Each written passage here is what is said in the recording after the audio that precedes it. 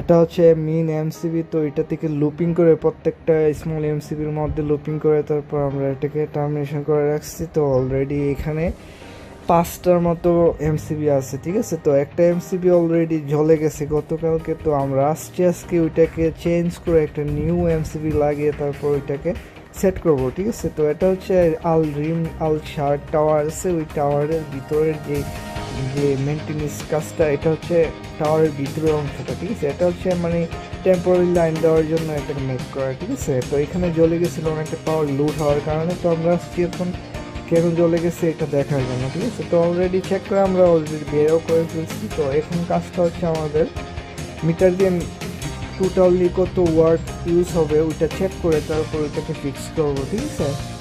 তো আজকে এপিসোডটা কেমন আছে অবশ্যই জানাবেন। আর অসংখ্য ধন্যবাদ আমাদের গত রিলগুলোতে এত সুন্দর সুন্দর সাপোর্ট দেওয়ার জন্য, ঠিক আছে।